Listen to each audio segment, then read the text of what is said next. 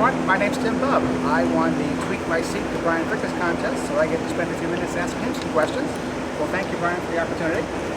First question I had was, a lot of the young drivers in NASCAR now are coming up, they've driven over the race cars. You were able to do both. So go-kart as a kid, Bubb and Bush. A lot of the other kids come up just strictly over racing. Do you see one or the other as a better venue for young drivers to break into NASCAR? I think I think there's a lot of different paths to get to NASCAR. Obviously, most of our sports predominantly focused on other racing, so there's nothing wrong with one.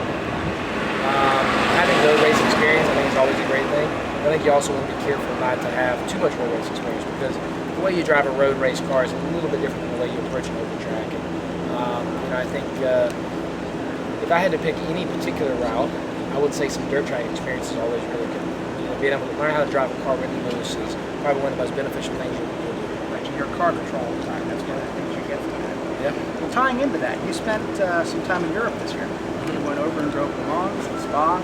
How did that opportunity come about? It was phenomenal. What an incredible opportunity I had. Being able to race at the 24 Hours of Le Mans, being able to race Spa, being able to race Jello, so many amazing tracks throughout Europe. I had a wonderful time. So happy to have that opportunity. Being able to run those road courses and those cars and race with all those drivers was absolutely phenomenal. Again, I just feel blessed to have that opportunity. Do you see that experience meshing with your Sprint Cup prep, or is it kind of at odds with all of it? It's so much different style. I think it helps. I think the more experience you have, I definitely think it can help. I don't think it hurts anything, but I don't think that. I wouldn't say that experience is necessarily going to contribute significantly to me going to win a championship in the Cup Series, because they are very different cars. But I do think it was a lot of lessons learned. Something you'd like to do again? I would love to. Well, this year, Michael Waltrip Racing has really stepped up. They're a Tier 1 team as far as equipment. They're competitive with Hendrick, Roush, and Penske every day. And they can win a race any day, right? They're at that point. Would you be amenable to the same kind of situation you had in 2013, or would you rather sort of full-time ride with maybe a second-tier team that doesn't have all those advantages? Hey, for me, I just want to be in a car that can win races, and that's kind of the decision I made this year. If I had to be in a part-time situation to go win races, then that's fine with me. Obviously, I'd rather be in a full-time car and really race for the championship. But most importantly, I want to be in the best car I can be. Okay. And the last thing I have is, it seems like just from sort of the few number of races you've been in the car, you and Rodney have just communication-wise. How's that relationship been? It's been phenomenal. It really has. I think the world of Rodney Shoulders. I've known him since I was 8 years old, and we've always had a great relationship. And I'm really, really happy I got a chance to work with him. And hopefully it will continue for a long time to come. Hopefully it won't be just a short period, but if it is, I'm still glad I got a chance to work with him. We've always wanted to work together through all the years, and never had an opportunity to do so. And so far, it's paid off really well. Now, as far as communicating with on the radio, you'll hear some drivers, and all they'll really say is loose in, tight out, and that's it.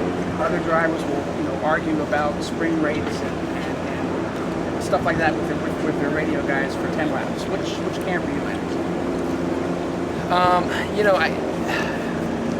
In a post-debrief meeting, I'll definitely get into the specifics of what's going on and why, and I'm trying to understand more of the details of the car and from an engineering standpoint.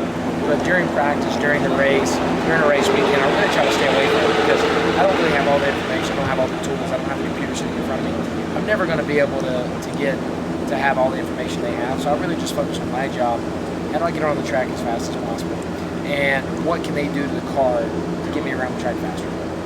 Is it make it turn better in a particular part of the corner, or make it tighter in a particular part of the corner, and then let them work on that? Because I have all the information in the car, they have all the information on the car, back in the truck or in the pit box. So for me to try to get into doing their job is usually just going to take us the wrong direction. All right. And I guess one last question. High line going to work tonight? The very top's not going to work. Okay. I think the middle line's going to work. The high line for the groove is going to work. Where they ground the track is not going to work. some of the Nationwide guys were getting their wheels up there. That's a very different car. Yeah, they were tickling it. You know, they were getting up there. If they got too much on top of them, they mostly hit the wall. But I think you'll see guys right up to the edge of it. I don't think you're not going to see anybody running up there like you saw in the past. Well, thank you, Brian. I appreciate it. Absolutely. Thanks for the time. Yeah, thank you. Good. And I'm glad you're coming to Bristol. Congratulations Great on place. this. Yeah, glad Thank you're. you. It's a great race. So we'll put a good show. Cool contest.